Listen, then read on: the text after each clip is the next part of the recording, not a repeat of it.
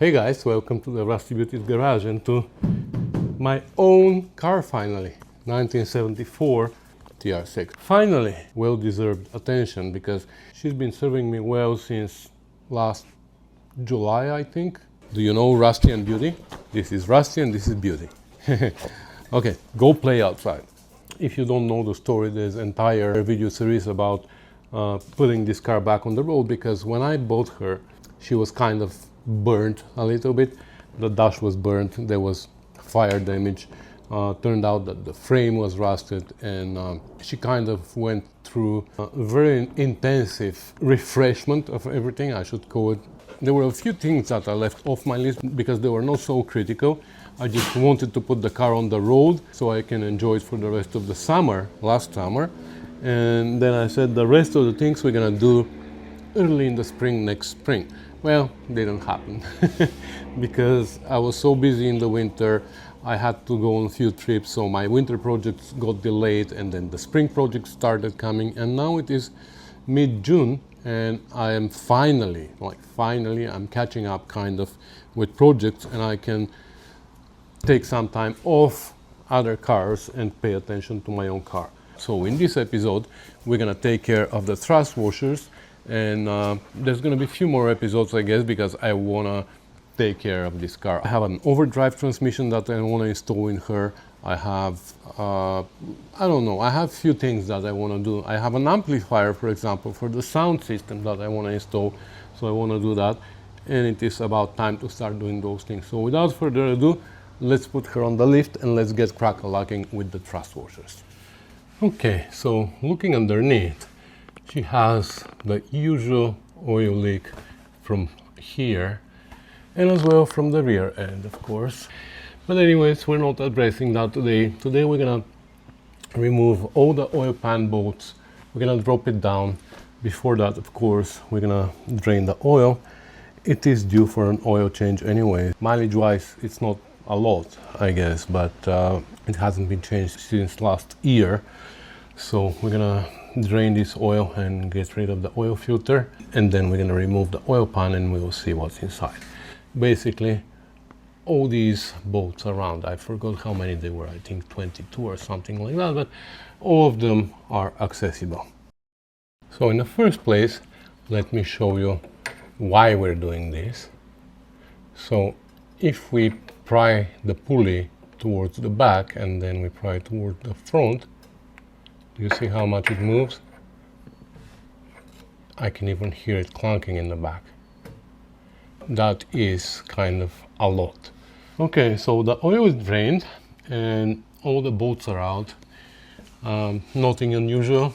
Sometimes when you undo the front two bolts here that go into the ceiling block, you find some either bigger threads or some wood screws even, which people use when they strip the threads on these two holes or the ones on the rear main seal housing, like, you know, these two here. Well, here we didn't see anything like that. So I put back the plug so it doesn't drip on my head. It still drips a little bit from the oil filter, but you can see here how I removed one of the bolts of the clutch slave. I didn't want to take it all completely, but this line is pretty close here and wouldn't allow you to drop the pan. Oh, there's one more bolt here that I haven't taken out. Okay, still haven't taken that one out. But yeah, just removing one bolt and swinging it a little bit to the side works fantastic. So now I'm gonna remove that bolt, and I'm sure still not gonna fall down because it's stuck to the gasket. I'm gonna have to give it a little gentle tap here with the rubber mallet and it should come out. Okay, so nothing interesting here. I mean, looks like normal. So we're gonna pull out the rear main bearing cap. That's where the thrust washers are. We're gonna check quickly the size of the bearings that are there because I'm curious to see if this engine has been rebuilt. Kind of gives you an idea. And also one of the connecting rod bearings we're gonna pull out and we will see. So let me do that. So I set the micrometer here. And you can see actually that is not too bad. It's 10 thou. Like, I measured it last year when I got the car. and it was, I measured it as 11, so it might be 11, yeah, but it's not too bad. The limit, as far as I remember, was 6 to 8. Let me go get the spec. Okay, so we have one main bearing out and one connecting rod bearing, and the crankshaft doesn't look too bad. I mean, it's not perfect, it's not like it was day one from the factory or after it was rebuilt. Looks pretty good to me. Could it be better? Sure, after a rebuild, but does it need a rebuild? I don't think so. Like, we don't have any problems with oil pressure, we don't have any oil catchers here, so I think we're good. Let's look at the bearings.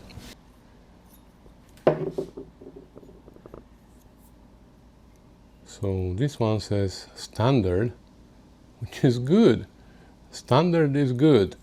Like, it's not, oops, again, it's not in its best shape, but it's not original. That's the part. Like, the original wouldn't say standard, it just says, I keep forgetting what the name of the brand is that they put, the bearings that they put originally from the factory. This is definitely not it. Let's see this one.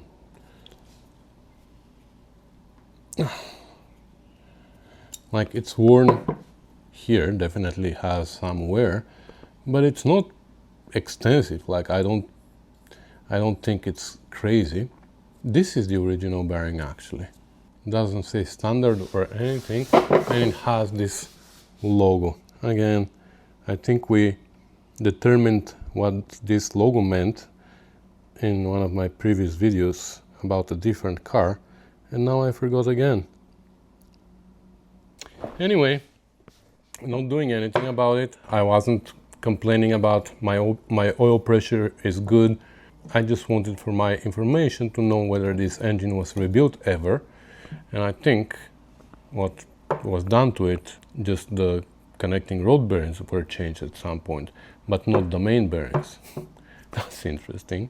The connecting rods are easy to change. For the main bearings you have to drop the crankshaft a little. I guess that's why. Anyway, not touching the bearings.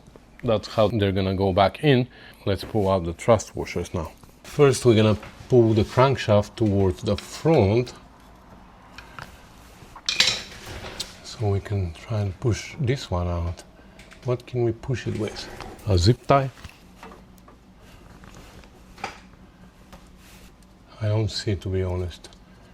You are the one who can see better. Did we push it a little? No? How come? Oh, there you go. Came out. Spin it more. Come on, buddy. Come on, I can't push you anymore with a zip tie. Just need to come out. There you go. So this one is out. Ooh. Doesn't look good here. Okay. Let me see if I can push the other one out. Now we're gonna slide the crank to the back. Like this. And now we have lots of room actually, because we don't have a bearing or a thrust pusher on the front side now, right? Okay.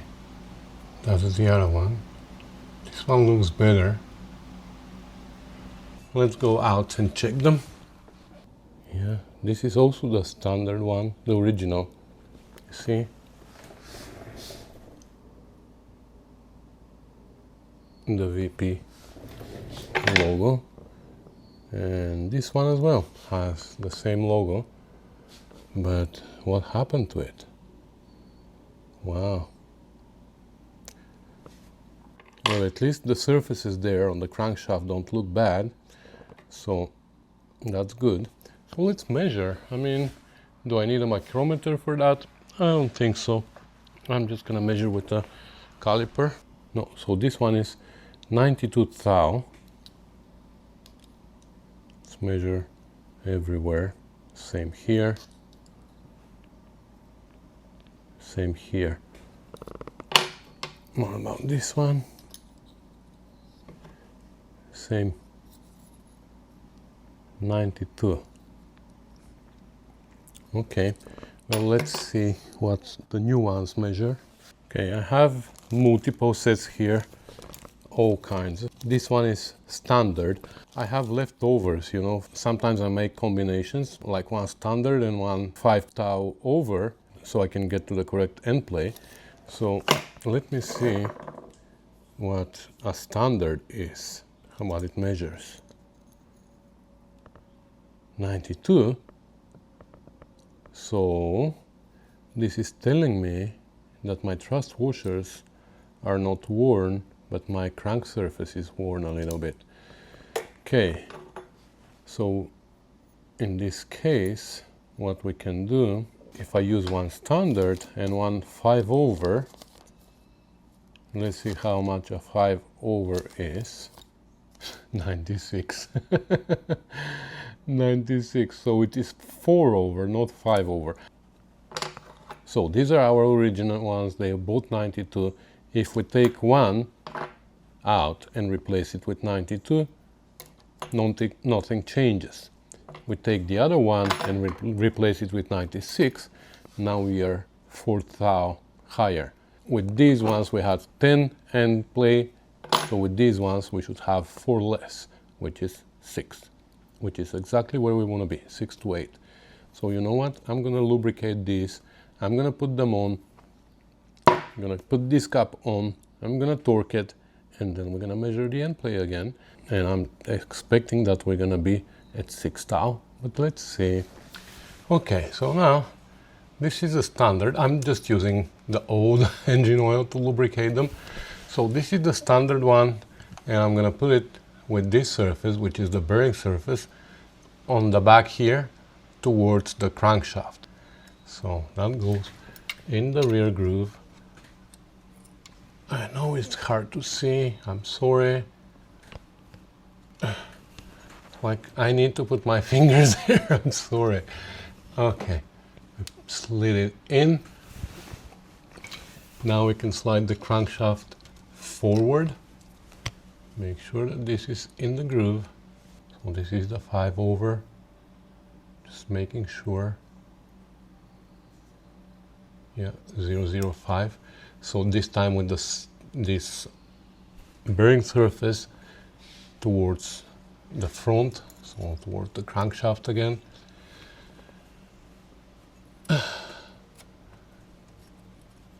Okay.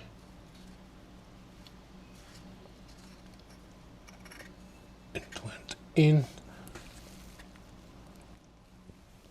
And now the bearing cap. I already assembled the connecting rod. Thought I was filming that, well, I didn't. But it's important when you put the cap on to make sure here, you won't see it probably, but the tab here on the upper bearing is on this side. So the tab on this bearing is also gonna go on the same side. So I can put the bolts. And I'm gonna bring the torque wrench, and I'm gonna torque them both. All right, it's too tight here. I'm gonna pull you out of here so I can work, and I'll bring you back.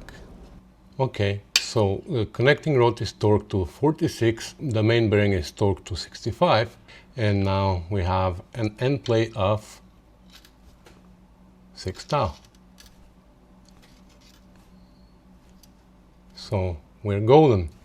Right at the bottom end of the end play of the tolerance, which is great. We don't need to worry about that in the next few years. We don't know the compression of this engine, we don't know anything, but it runs, it drives, and so I'm not gonna worry too much until it's time to rebuild it. So that's it, we're gonna wipe now the oil pan, make it nice and clean.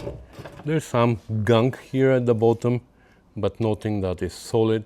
So we're gonna wipe that, we're gonna clean it, and we're gonna install new gasket, we're gonna put it back on, and we just need to be careful with these 2 bolts. The 2 in the back and the 2 in the front, the ones that go into the sealing block and into the rear main seal housing. The sealing block and the seal housing are aluminum, so we're gonna be careful with those. I'm gonna put everything together now and I'll bring you back for a quick test drive maybe. So, all right, the oil pan is back in, the car is back on the floor. I put an oil filter, but you know what? I've decided I'm not gonna pour the oil yet because there's fresh gasket maker on the gasket, so I'm gonna let it cure until tomorrow. But I'm gonna put the oil here so I don't forget and start the car by chance without oil. For oil, I'm using this 20W50 VR1 by Valvoline. It's with added zinc. It's for racing and classic cars, and it is good for flat tappets, protects your camshaft. So anyways, that's how you change your thrust washers. Keep an eye on them because this is a weak spot for Triumphs. How you keep an eye on it is with the engine running and with the bonnet open, you watch the front pulley and rev it. And as you rev the engine, you can see the front pulley moving forward usually, and then when you let go of the throttle, it comes back. Normally 6 to 8 thou, you barely see it moving, but if you see it moving significant amount, which I had the other day here, a car with probably 50 thou end plate, so you can clearly see the crankshaft moving. Keep an eye on that. It's a dirty job, even on the lift it is dirty job because it's dirt and debris and oil is dripping on your head, but that's the only way. I've done it even on the ground with the car on jack stands and laying on creeper.